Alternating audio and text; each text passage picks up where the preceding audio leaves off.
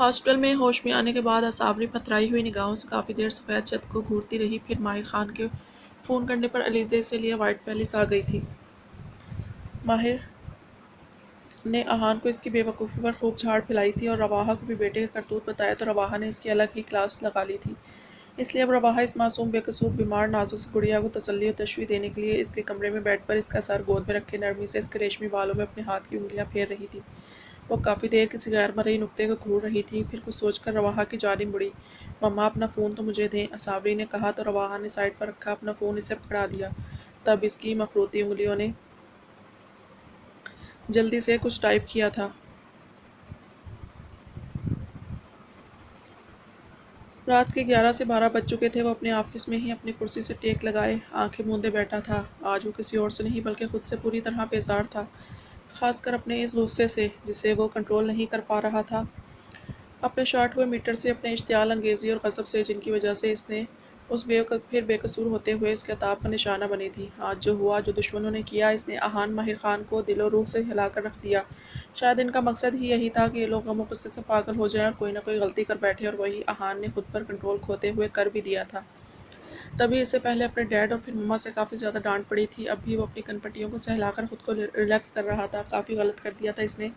وہ کیوں ہر بار اس کی جان کے در پہ ہو جاتا تھا، کیوں اس کی سانسیں چھیننے کی کوشش کرتا تھا، جب معلوم تھا کہ اس کی ایک ایک سانس احان ماہر خان کی سانسوں کو جیسے آکسیجن بخشتی ہیں، تو کیوں اپنے ہاتھوں سے اپنی ہی جان کو بے جان کرنے کی کوشش کرنے پر تلا رہتا تھا۔ بار بار پہلو بدلتے اس کا بھیگا چہرہ اور بھیگی پلکیں تصور کے پردے پر لہرا کر اسے بے تحاشا بے چین و بے قرار کر دیتے۔ وہ اسی صورتحال میں تھا جب فون کی واٹس ایپ ٹیون رنگ ہوئی۔ مما کے نام کا نوٹیفیکیشن دیکھ کر اس کے دل کی دھڑکن بے ترتیب ہوئی۔ وہ جانتا تھا اس وقت مما اسے میسج نہیں کر سکتی ہیں۔ جلدی سے میسج کھول کر دیکھا تو پھر سے ماتھے پر بلوں کا جال آیا تھا۔ آج صابری نے اسے میسج سینڈ کیا تھا اور ادھر سے ڈیلیٹ کر کے فون رواحہ کو تھما دیا۔ پھر وہ رواحہ کی گود میں منہ دیے بری طرح رو دی۔ مت رو بچی، تمہاری طبیعت خراب ہو جائے گی۔ وہ اور فلزہ تو یوں ہی بچپن سے ہی اپنے بابا کی طرح غصے کے بہت ہی تیز ہیں، سب ٹھیک ہو جائے گا، تم فکر مت کرو۔ رواحہ اسے تسلیاں دیتی رہی اور تقریباً پون گھنٹہ اسے سلانے کی کوشش کرتی رہی۔ اس کے رونے میں کمی آئی، دیر سے ہی صحیح شاید دوا کے زیر اثر، مگر روتے روتے گہری نیند سو گئی تھی۔ رواحہ نے اس کا سر تکیے پر رکھا، اسے کمفرٹر اچھے سے اڑا کر وہ کمرے سے لاک کر کے باہر نکل آئی تھی۔ باہر نکلی تو سامنے ہی ہمیشہ کی طرح سڑیل سی شکل بنائے اندر آتا دکھائی دیا۔ رواحہ نے اسے گھوری سے نوازا تو آئیں بائیں شائع کرتا نگاہیں چرا گیا۔ السلام علیکم مما۔ وعلیکم السلام۔ تم نے اچھا نہیں کیا احان، کسی بے قصور کو سزا دینا کہاں کا انصاف ہے۔ وہ جب سے اسپتال سے آئی ہے روئی جا رہی ہے، اب بھی بڑی مشکل سے سوئی ہے۔ رواحہ نے پھر اس کی کلاس لی تو اس نے پہلو بدلا۔ کچھ اس کے بارے میں سن کر کانوں سے دھوئیں نکلنے شروع ہو گئے تھے، اوپر سے متضاد وہ میسج۔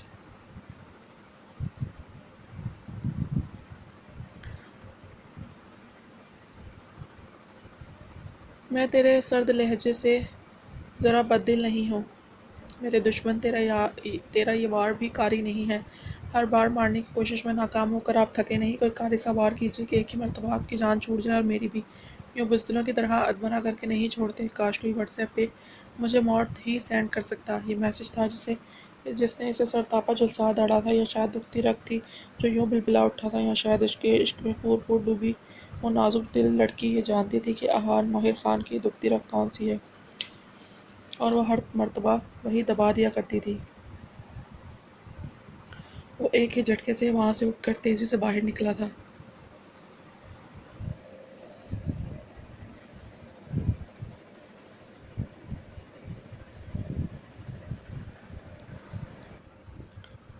ماما مجھے کچھ کام ہے۔ وہ تقریباً اپنی جان بچاتا وہاں سے بیسمنٹ اترا تھا۔ رات کے تقریباً 1:30 بجے کا وقت تھا۔ جو وائٹ پیلس بیسمنٹ میں کچھ خاص کام سے آیا تھا، کچھ یاد آتے قدم خود بخود اوپر کی جانب اٹھے۔ وائٹ پیلس کی لاؤنج میں پہنچ کر احان کا رخ ایک کمرے کی جانب تھا۔ اس کی ہمت کو سلام تھا جو اسے اتنے سنگین میسج کرنے کی پھر سے غلطی کر بیٹھی تھی۔ اب حساب کتاب برابر کرنا تو بنتا تھا نا۔ وہ جس کمرے میں تھی، اس کمرے کے چپے چپے کی خبر احان ماہر خان کو تھی۔ وہ ڈور اپنے فنگر پرنٹ سے ان لاک کرتا اطمینان سے اندر داخل ہوا۔ سامنے ہی وہ بیڈ پر دائیں کروٹ لیٹی گہری نیند میں تھی۔ وہ ڈرپوک تھی، تبھی کمرے کی لائٹ آن کر کے سوئی ہوئی تھی۔ احان قدم قدم چلتا بیٹھ کے قریب آیا، گردن ڈھلک کر تکیے سے ذرا نیچے بیڈ پر پڑی ہوئی تھی۔ گردن پر ابھی تک اس کی انگلیوں کے نیلے اور سرخ نشان تھے۔ احان کا دل ڈوب کر ابھرا۔ بیڈ پر پڑا وہ وجود اس کے لیے بہت قیمتی تھا کہ ایک عرصے اسے سانسوں کی مالا پر موتیوں کی طرح پرویا تھا، اور آج غم و غصے میں اپنے ہوش کھوتے ہوئے اس نے اسے جانے انجانے میں بہت تکلیف پہنچائی تھی۔ وہ نیند میں بھی روٹھی روٹھی لگ رہی تھی کیونکہ آنسوں کے میٹھے میٹھے نشان اب بھی چہرے پر موجود تھے۔ احان کافی دیر اسے دیکھتا رہا، ہر بار مارنے کی کوشش میں ناکام ہو کر۔ آپ تھکے نہیں؟ کوئی کاری سوار کیجیے کہ ایک ہی مرتبہ آپ کی جان چھوٹ جائے اور میری بھی۔ یوں بزدلوں کی طرح آدمرا کر کے نہیں چھوڑتے۔ الفاظ نہیں، کوڑے تھے جو اس کی محبت پر برسے تو وہ بلبلا اٹھا۔ ایک دم جذبات اور احساسات بدلے تھے۔ دل کسی بچے کی طرح ہمک ہمک کر ضد کرنے لگا کہ اس گداز وجود کو اپنی باہوں میں بھر لے۔ ملکیت کا احساس سر چڑھ کر بولا تھا، تبھی اس نے ہاتھ بڑھا کر کمرے کی لائٹ آف کی تھی۔ اس کی پشت پر آ کر نیم دراز ہوا تھا، کافی دیر اس کی مہکتی ہوئی خوشبو کو سانسوں میں بسایا، پھر دھیمے سے اس کی پشت پر جھک کر کندھے پر ہاتھ رکھا اور اپنے سلگتے لب ان سرخ نشانات پر رکھے۔ گویا خود کے دیے گئے زخموں کی مسیحائی کی تمنا تھی۔ ہاتھ رینگتا ہوا کندھے سے کمر تک آیا اور سانپ کی طرح اس کے پہلو سے لپٹ گیا۔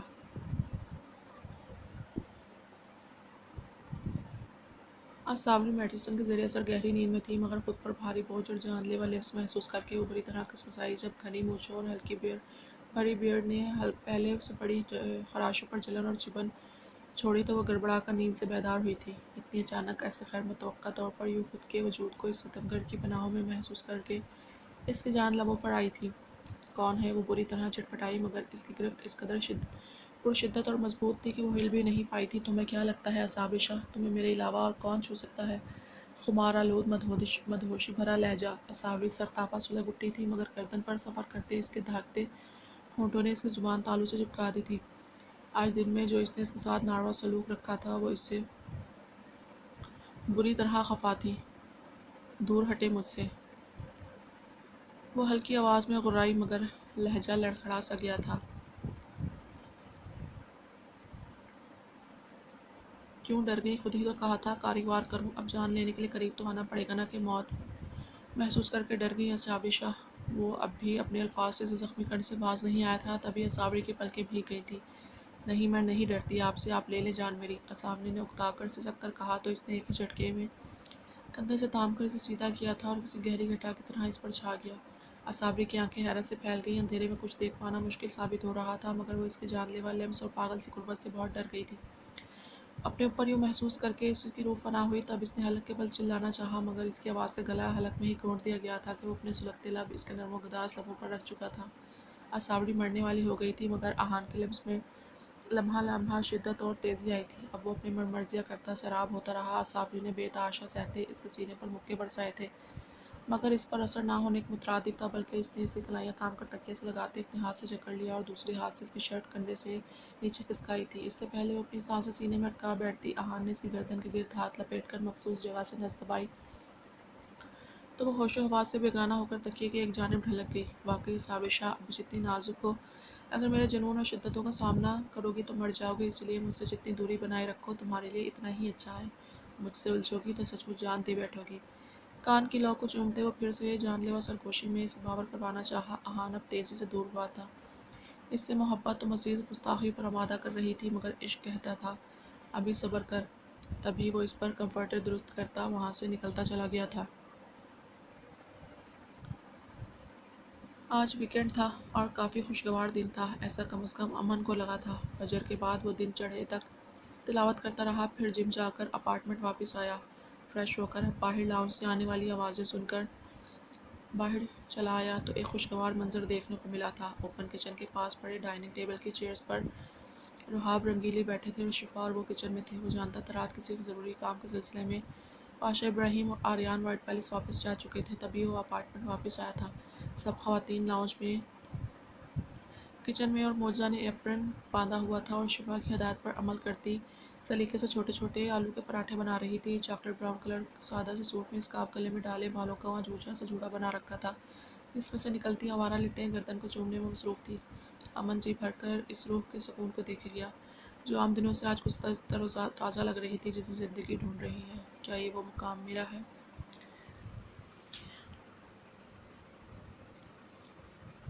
یہاں چین سے بس رک جاؤں کیوں؟ دل مجھے یہ کہتا ہے، جذبات نئے سے ملے ہیں، جانے کیا اثر یہ ہوا ہے۔ ایک آس ملی پھر مجھ کو۔ جو قبول کسی نے کیا ہے، کسی شاعر کی غزل جو دے روح کو سکون کے پل۔ کوئی مجھ کو یوں ملا ہے جیسے بنجارے کا گھر، میں موسم کا شہر یا درد میں دوپہر۔ کوئی مجھ کو یوں ملا ہے جیسے بنجارے کا گھر، جیسے کوئی کنارہ دیتا ہو سہارا، مجھے وہ ملا کسی موڑ پر، کوئی رات کا تارا کرتا ہوا اجالا، ویسے ہی روشن کرے وہ شہر۔ درد میرے وہ بھلا ہی گیا، کیا کچھ ایسا ہوا اثر، جینا مجھ کو وہ پھر سکھا رہا، جیسے بارش کر دے درد یا مرہم درد پر۔ کوئی مجھ کو یوں ملا ہے جیسے بنجارے کا گھر، میں موسم کا شہر یا سرد میں دوپہر۔ کوئی مجھ کو یوں ملا ہے جیسے بنجارے کا گھر، وہ جو لمبے سرکت پر سفید ٹی شرٹ اور نیلے ٹراؤزر کی پاکٹس میں ہاتھ ڈالے دھیمے قدموں سے باہر نکلا۔ ہائی بیوٹیفل لیڈیز، کیا ہو رہا ہے؟ ڈائننگ ٹیبل کے قریب پہنچ کر اس نے بآواز سب کو ایک ساتھ مخاطب کیا تو نوٹ کیا تو پل بھر کو اس کے چلتے ہاتھ تھمے، مگر پھر سے جھٹک کر اپنے کام میں مصروف ہوتی نظر آئی۔ آؤ امن، آج کافی عرصے کے بعد تمہاری ماں کے ہاتھ کے پراٹھے کھانے کی فرمائش کی تھی، مگر یہ نہیں پتا تھا کہ آج ہمیں ہماری چھوٹی بہو کے ہاتھ کا ذائقہ چکھنے کو ملے گا۔ وہ تو شفا بنانے لگی تھی پراٹھے تو جزا نے کہا آج وہ بنائے گی سب کے لیے ناشتہ۔ رحاب نے اس خوشگوار ہنگامے کی تفصیل بتائی تو امن کا خود کا دل تیزی سے دھڑکا تھا۔ لیکن ڈاکٹر صاحب کہاں اتنا آئلی اور ہیوی ناشتہ کریں گے، تو کیا آپ کے لیے میں الگ سے ناشتہ بنا دوں؟ رنگیلی نے دانت نکوستے استعفا دی تو آج پہلی مرتبہ امن کا دل کیا اس کے تمام تان توڑ کر اس کے ہاتھ میں پکڑا دے۔ یہ خواہش دل میں دبا لی، مگر کسر بھی پوری کر لی تھی کہ رنگیلے کے گٹے پر پڑنے والے اس کے بھاری جوگرز کی زوردار ضرب پر رنگیلی بلبلا اٹھی تھی۔ نہیں، کبھی کبھار ڈائٹ پلان سے کچھ ہٹ کر ہو جائے تو کوئی حرج نہیں، میں تو وہی بریک فاسٹ کروں گا جو سب کریں گے۔ امن کے کہنے پر رحاب مسکرا دی۔ شفا اسے ہدایات دیتی رہی اور پھر وہ کوشش کرنے پر 2-3 ٹیڑھے میڑھے پراٹھے بنانے کے بعد ایک ڈھنگ کا بنا جو سب سے پہلے رحاب کو پیش کیا گیا، اور وہ ٹیڑھے میڑھے پراٹھے جب رنگیلی کو کھانے پڑے تو رنگ برنگے منہ بناتے اس کو اپنے چہرے پر مصنوعی مسکراہٹ سجانی پڑی کہ سامنے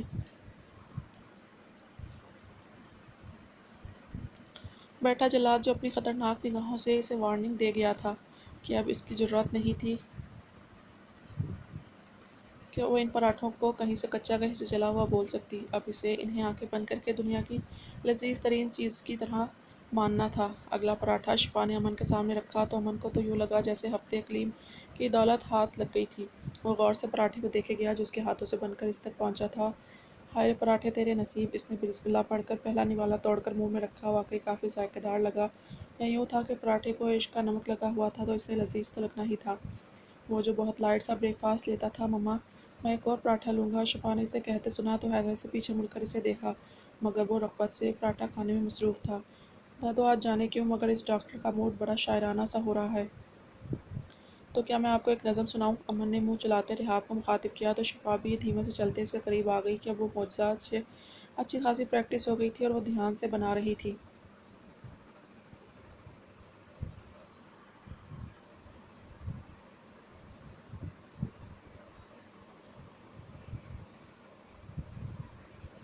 شفا نے دیکھا اور آج جو کوئی بہت ضروری بات کیا کرتا تھا اور زیادہ تر خاموش ہی رہتا تھا، آج بات برائے بات نکال رہا تھا۔ ارشاد ارشاد، ہم ہماتن گوش ہیں ڈاکٹر صاحب، رحاب نے دمالا منہ میں رکھتے کہا۔ تو ارشاد ہے معجزہ، امن کے اچانک کہنے پر وہ جو بیلن سے پیڑا بیلنے میں مصروف تھی اپنی جگہ پر ساکت ہو گئی۔ پورا وجود لرز کر رہ گیا۔ سب نے بہت اچانک کسی کی جانب دیکھا، مگر ارے دادو، اپنی بہو کی جانب مت دیکھیں، نظم کا عنوان ہے معجزہ، امن نے سکون سے کہا تو رحاب پھر اس کی جانب متوجہ ہوئی۔ اب وہ کیا کہتا، اس کی نظم تو کیا، اس کی پوری زندگی کا عنوان معجزہ ہی تھا۔ امن نے گلا کھنکھار کر پھر بولنا شروع کیا۔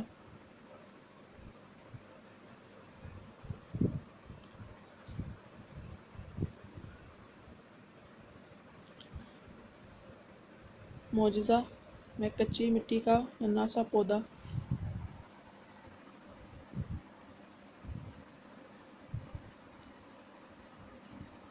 تو آسمان کا چمکتا ستارہ، تیرا میرا ملاپ ممکن نہیں، مگر معجزے بھی تو اسی زمین پر ہوا کرتے ہیں۔ امن نے نظم مکمل کی اور چپکے سے اسے دیکھا جو اپنی جگہ پتھرائی سے کھڑی تھی۔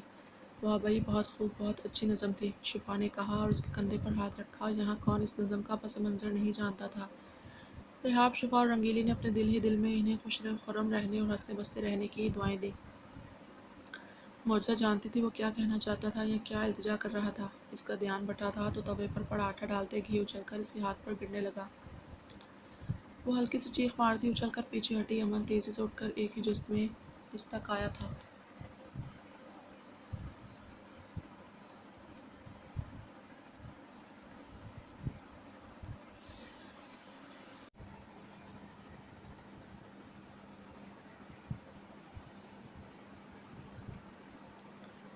کیا ہوا؟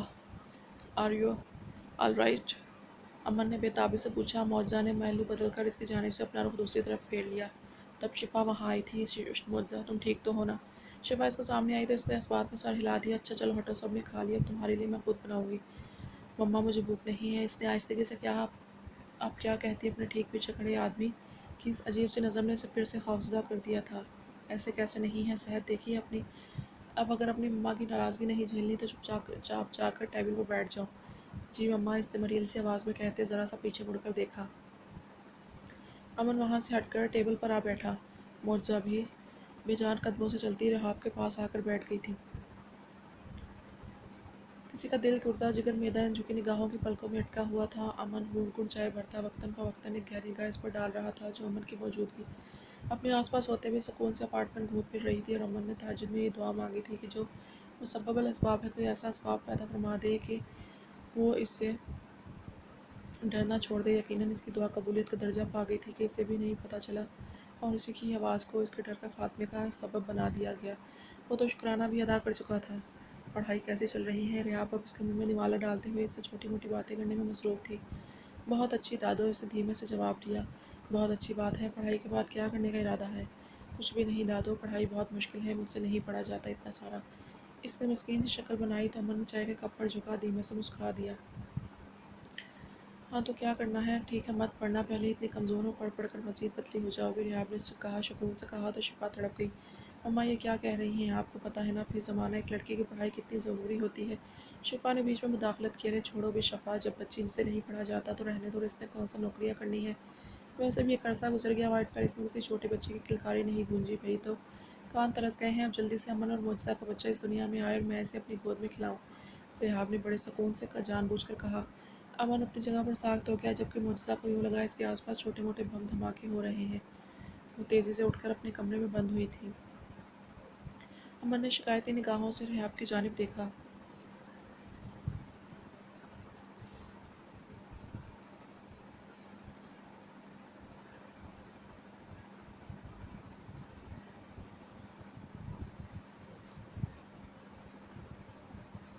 سب ٹھیک ہو جائے گا انشاءاللہ۔ رحاب نے پوتے کو تسلی دی اور اٹھ کر اس کا ماتھا چوما۔ دودھو نہاؤ پوتو پھلو، رحاب نے اسے مزید چھیڑا تو وہ چیپ کیا اور چائے کی جانب متوجہ ہو گیا۔ صفا نے شرخوشی کا ماتھا چوما، تب اس کا فون رنگ ہوا تو نمبر دیکھ کر اس نے عقیدت سے کال یس کر کے کان کو لگائی۔ وعلیکم السلام ڈاکٹر محمد صالح صاحب، جیسے میں کافی ہفتوں سے آپ کی اس کال کے انتظار میں تھا۔ وہ ان سے باتیں کیے گیا۔ ارشد آج تقریباً ہفتے بعد وائٹ پیلس آیا تھا۔ اس نے اور آہان نے اپنی پوری جان لگا دی تھی اس لڑکی اور زندہ جل کے مر جانے والے خواجہ سرا کے مجرموں کی گردن تک پہنچنے میں، اور وہ اپنی منزل کے بہت قریب بھی تھے۔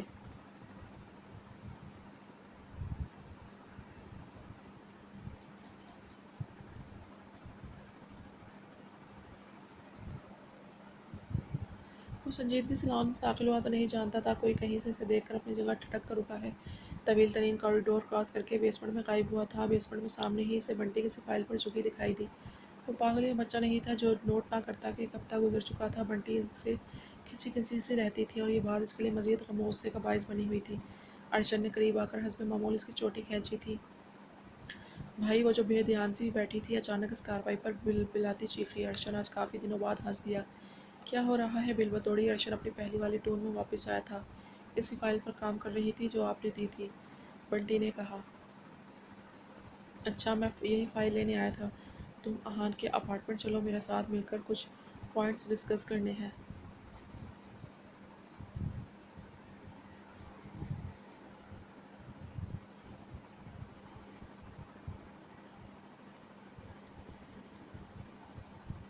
نہیں، مجھے کہیں نہیں جانا، آپ جائیں۔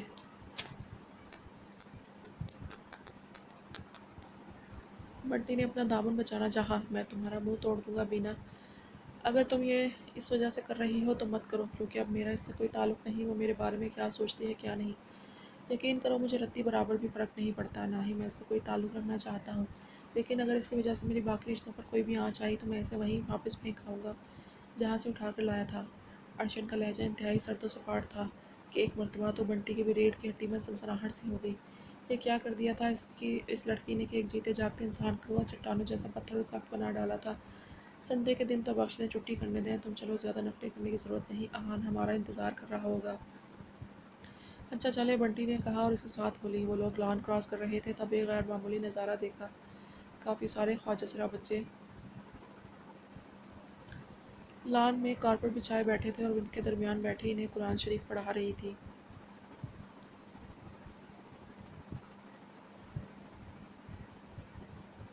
حیرت کی بات یہ تھی کہ آج اس مخصوص سفید کفن میں ملبوس نہیں تھی، بلکہ سادہ سا پنک کلر کا سوٹ پہن رکھا تھا جس میں خود گلابی کھلتا گلاب لگ رہی تھی۔ دوپٹہ حجاب اسٹائل میں لیا ہوا تھا۔ دیا نے سامنے دیکھا مگر اس نے ایک نظر اسے دیکھا۔ دیا کو ان آنکھوں میں حیرت کا عنصر مگر پھر فوراً سرد بحری دکھائی دی۔ پھر وہ نگاہیں پھیر گیا تھا۔ یہاں کیوں جم گئی ہو، چلو اب۔ ارشن نے بنٹی کو جھڑکا تو اس کے رکے قدم پھر چلنے کو تیار ہوئے۔ سنیے بینا، رکیے، ایک باریک سی آواز کی پکار پر دونوں اپنی جگہ ٹھٹک کر رکے تھے۔ وہ وہاں سے اٹھ کر بھاگ کر ان کے قریب آئی تھی۔ وہ دونوں پیچھے مڑے۔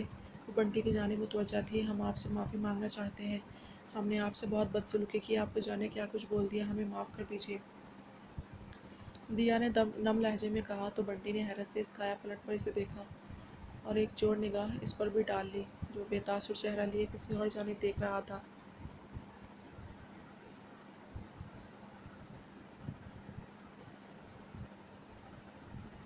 کوئی بات نہیں، ہمیں دیکھ کر اکثر لوگوں کو غلط فہمی ہو ہی جاتی ہے، اس معاشرے میں ہماری کیا اوقات، جو بس اتنی ہی ہے یا حیثیت، تو یہ غلط فہمی آپ کو بھی ہو گئی، کوئی بات نہیں۔ نہ چاہتے ہوئے بنٹی کا لہجہ ذرا تلخ ہو گیا تھا۔ اتنے دنوں سے اس ڈپریشن کے زیر اثر وہ ڈھنگ سے یونی بھی نہیں جا پائی تھی۔ نہیں، ایسا کچھ نہیں، ہم چلو بنٹی، یہاں سے ٹائم ویسٹ ہو رہا ہے ہمارا۔ ارشن نے درستگی سے اس کی بات کاٹتے بنٹی سے کہا، ویسے آپ مجھ سے زیادہ تو میرے بھائی کا دل دکھایا ہے، تو سب سے پہلے معافی تو آپ کو ان سے مانگنی چاہیے تھی۔ بنٹی کے کہنے پر وہ دم ساتھ گئی تھی مگر ارشن نے بنٹی کو خونخوار نگاہوں سے گھورا۔ وہ اکتا کر خود وہاں سے جانے لگا جب چند الفاظ نے اسے ٹھٹک کر رک جانے پر مجبور کیا۔ وہ ہمارا اور ان کا آپس کا معاملہ ہے، ہم مل کر اسے خود سلجھا لیں گے، بس آپ ایک مرتبہ ہمیں معاف کر دیں۔ کوئی بات نہیں، مجھے آپ سے کوئی گلہ نہیں ہے، ارشن نے بنٹی کو کہتے سنا، پھر سر جھٹک کر آگے بڑھ گیا مگر امن کی فون کال پر اسے رک جانا پڑا تھا۔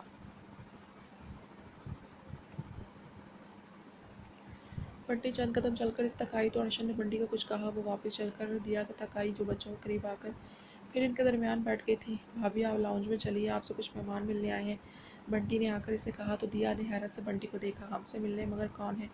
وہ گھبرا گئی۔ آپ چلیں تو صحیح، آج بچوں کو چھٹی دے دیں اور اندر لاؤنج میں چلیں، بنٹی نے کہا تو اس نے الجھن زدہ سی بچوں کو چھٹی دے دی اور خود اٹھ کر کھڑی ہوئی۔ ایک نظر پھر اس کی جانب دیکھا جو لاتعلق سا بنا لان کے پھولوں کی جانب دیکھتا جانے کیا دریافت کرنے کی کوشش کر رہا تھا۔ دیا نے وائٹ پیلس میں غیر معمولی ہلچل سی ہوتی محسوس کی تھی، کیونکہ بڑی بڑی دو چار گاڑیاں وائٹ پیلس کے ڈرائیو وے پر آ کر کھڑی ہوئی تھیں اور جو کوئی بھی مہمان تھے اندر سے پنکی، پاشا، ابراہیم، سوہم خان اور کبیر خود ان کے استقبال کے لیے باہر آئے تھے۔